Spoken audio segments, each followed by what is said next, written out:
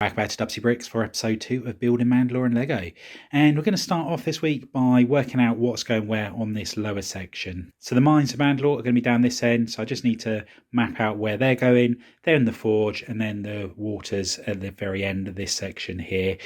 Another thing I would like to do, if we get a chance to, is work out how I'm going to be doing the buildings on here. Due to having a suspended one on this side here, I want to be able to work out a technique that I'm going to be able to attach it to the building here without the building toppling over. So it's going to be some sort of like modular technique where it slots into place into the bit of the base plate. So we're going to see if we can work some of that out as well. That's enough talking. Let's start mapping out what's going where.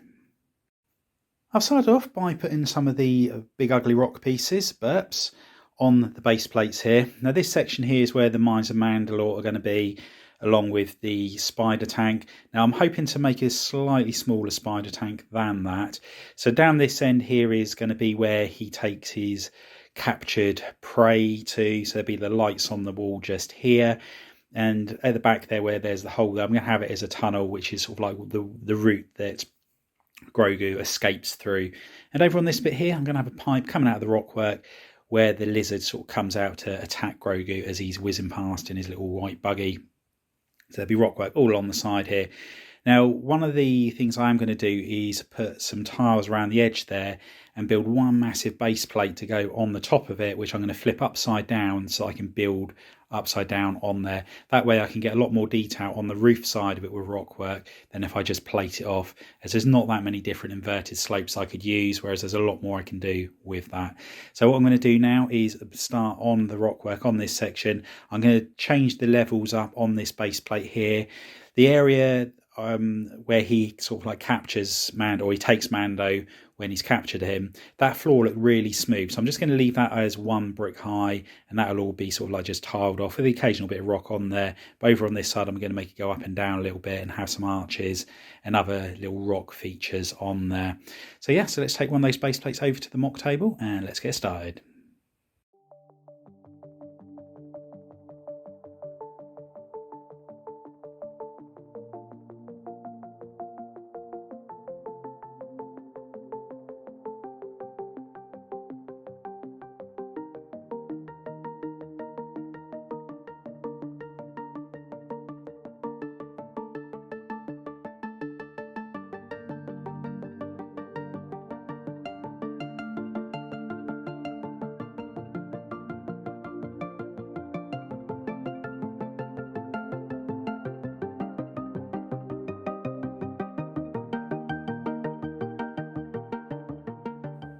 And here is the first mills plate all plated off. Next up, I'm going to put the burps around the edges where they're going to be going, and also build up the brickwork around the back where it's going to needs to be. Once I've done that, I can then actually start doing the intricate details on the rockwork and also on the floor section as well. The first few burps have all been put in place, and what I'm going to do now is just build up the wall around the back here to start with, and I'm going to write Mandalore into the bottom of there just for a decorative part. And once I've done that, I'll then start on the front side again, building the rockwork all the way up. So let's get that part done first, and then we'll carry on with the rockwork.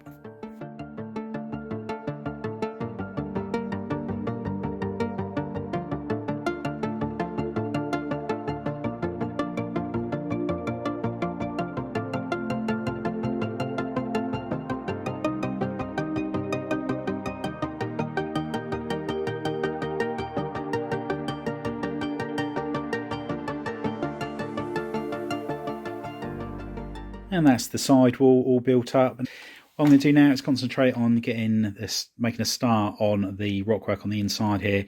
It'd be quite nice to get at least this section all completed, as well as losing the filler brick that you can see on the base there. And the rockwork is coming along nicely, and I've decided to add dark brown in at the very beginning of the build. I'm using the snot technique as well as just building straight down, so I'm trying to mix it up a little bit. I've also done this section here to help raise it up. What I'm contemplating doing is taking off some of the plates on the bottom here, and again doing a snot technique underneath as well. So again, just give it a little bit more character to the actual rock works. Anyway, let's carry on building it and see how much more we can get done. I'm trying to make the rock work as interesting as possible and add some different angles into the build here. So I've gone for a snot technique on this section just here, but I've also done it at a 45-degree angle. And it's all been connected at the back there by a ball joint and then joined on this side using a hinge piece, and the hinge piece is connected to a snot brick just there. So that's keeping that all in place. So let me just reattach that. So that all goes on there like so. This is going on the top just to hold everything down in place, and then this bit here is another detail just to cover over that snot brick as well. Now what I'm going to do is put some plate along here, and I can carry on building the rockwork up across that part there. Around here I'm just going to build it up as normal. I thought I'd just share that little technique with you on how we're doing the rockwork here, but I'm really liking the way this is all coming around. This obviously is a straight edge, which would be nice to not had it so straight, but I have tried to make it come in and out as much as possible. And here's this week's progress on the rockwork side of things, and really pleased with how it's starting to come on. Still need to build up probably by about another 6 bricks along here before I put the roof section on, but overall I think it's looking really good.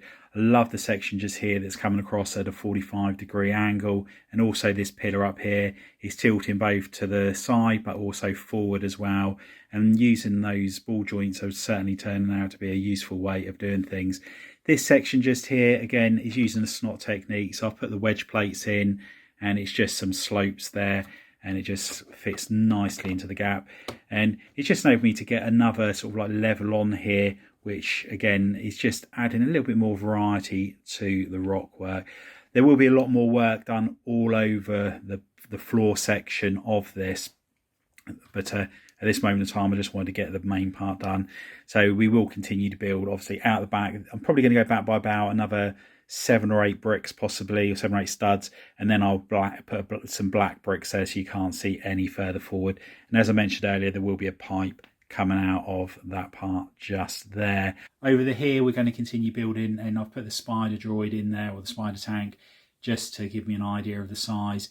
And I am almost certainly going to be changing that up and modifying it and trying to make it a little bit smaller, because at the moment it's quite a large build, and it would be nice also to try and change some of the colours out of it. Obviously where the rock works, dark bluish grey, and the spider tank's got a lot of dark bluish grey in it as well, it can become quite camouflaged. So if I just pick it up and put it in here, it is quite easily lost within the rock work. So if I can sort of change any parts out, I will do so. But if not, what I might do is put a lot more dark brown in that side where this is going to be permanently sort of like sat within the mock. With Mandalore, I'm trying to make this mock as modular as possible. I want to be able to take all of the sections apart so I can move it from room to room, or even take it to conventions. Now the base at the bottom there, the 8 base plates, they're all just going to clip together using a couple of Technic pins, and the same will happen on the next section here. They again will just clip together, and again going downwards there'll be a couple of connection points just to keep it all in place. Now the one thing I am trying to work out is the building in the centre here, how that's going to be removable so that it doesn't have to be permanently attached to that main building, but also I need to make sure that that main building doesn't tip over due to the weight of that one in the center there. So this section here, this is just a mock-up of what I'm hoping is going to happen with the full size version. So this here will be the part that's just down on that part there, and this here is this building just there. So this will just slide straight into there, and it doesn't seem to be wanting to topple over that way. There'll be a lot of Technic structure inside to make sure it's nice and strong. I'll also have this section here, and what happens is that will just go in like so, and as you can see it just keeps it all in place. So I'm hoping by having that in as well, it's going to stop any chances of that moving around. And then the tower will just slide on like so. There's no movement at all on here, and I'm hoping that the weight ratio is going to be very similar. The weight of this building is going to be far more than that, so it's going to make it want to topple over. And what I will do is this technique that I've got just here, I'll do the same sort of thing coming through the back of that tower. Well, I thought I'd just share that with you. So it's nice to know that I've got a clear vision of how I'm going to be constructing the buildings so I can take them apart and move them from place to place. Anyway, I hope you've enjoyed this update. I know it's yet more rock work in a Dubsy Bricks build. but it's going to be worth it once it's all done, hopefully. If you have, please give us a big thumbs up. If you haven't already done so, please consider subscribing to the channel and hit that notification bell so you don't miss any future content on the channel. And if you know anybody else you think would be interested in building Mandalore and Lego, please share it with them. Thanks for popping on by. See you next time. Bye for now.